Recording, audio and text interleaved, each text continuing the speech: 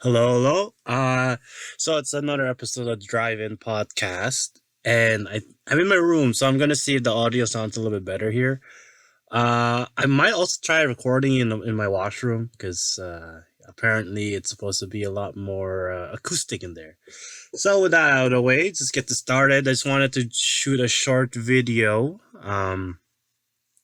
It's about an experience I had while I was working, and I've had quite a few. A few Karens, a few weird ones. This is one of the weird ones. So, I work in the I work for the company that owns most of the major sports in my city, and for one of them, it was the soccer team and or football. And we had to stand outside. It was summer, so I did what any self-respecting Asian will do, and I bought one of those farmer hats, those rice hats. I'll put a picture there just in case you can't picture it. And then I wore one of those to work. And what happened was there's this woman. I'm supposing she had some kind of yellow fever because I don't know what the fuck was going on because she. Oh shit! What's that? Anyways, she comes up to me, right? And she asks for the rice hat. And, I tell her where I got it. I was like, I literally, it's 20 minutes away by transit. It will cost you like $2. Like, just go there, leave me alone, because I need this hat because it's hot as fuck and I don't want to be sunburned. Because it kind of covered most of my, well, not my arms, but shoulders and everything like that. It was quite comfy too. Uh, but she was so persistent. She wouldn't leave me alone, right? Is that recording? What the fuck am I hitting? Okay. Uh, so she was very insistent. She wouldn't leave me alone. So she's just like, please, I'll do anything for the hat. And I was like, you know, in my head, I was just like, anything. Like, would you like, I don't know, give me. I was an immature teen. I was like 19.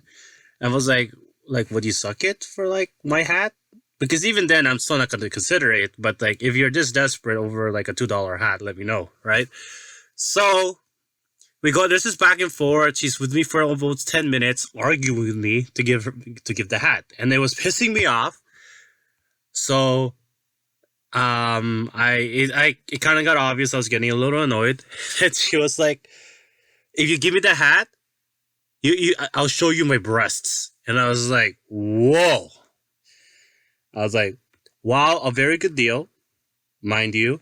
I will have to, I will have to refuse this very tempting offer on the condition that this isn't public and I don't want to be seen groping your breasts in public. And even if you did offer in a some more private, setting, I just don't feel comfortable doing that. And then in my head too, I was just like, look, you're not even offering me something that I can't even get for free.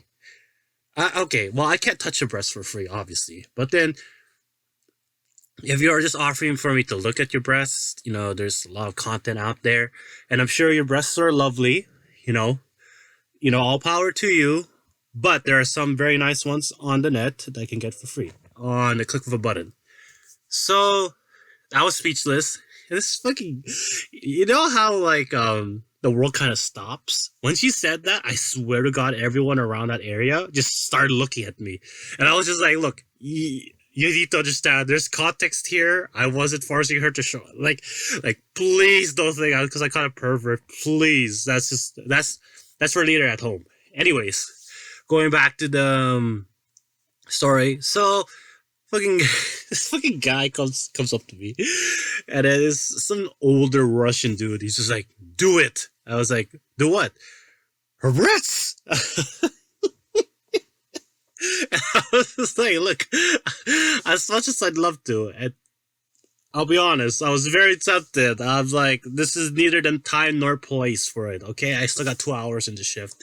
So I said, I told her, "Look, I'm not gonna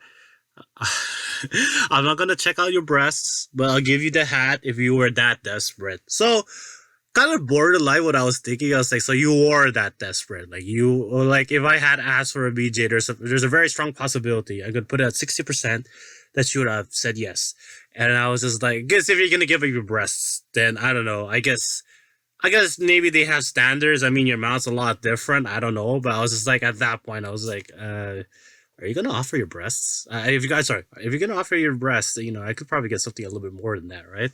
But I, yeah, the reason why I say she had yellow fever is she's like saying how like all her boyfriends have been like Asian, and like she was like really like I've never.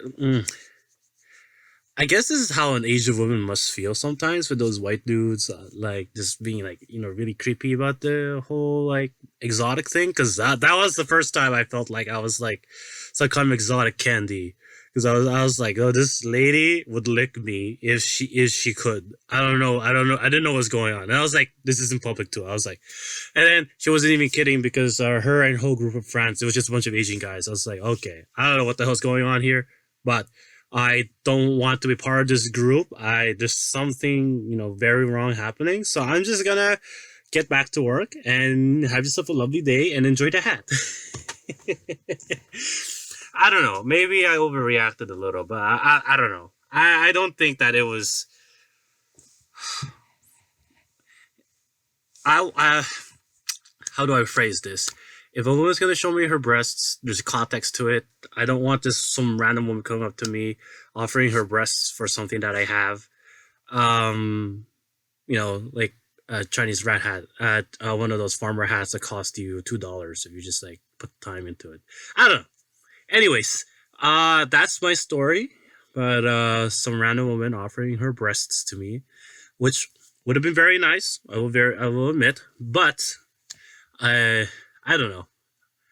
I'd like to think I'm not as much of a degenerate as me. Just like, yeah, fuck it, just bear it clean.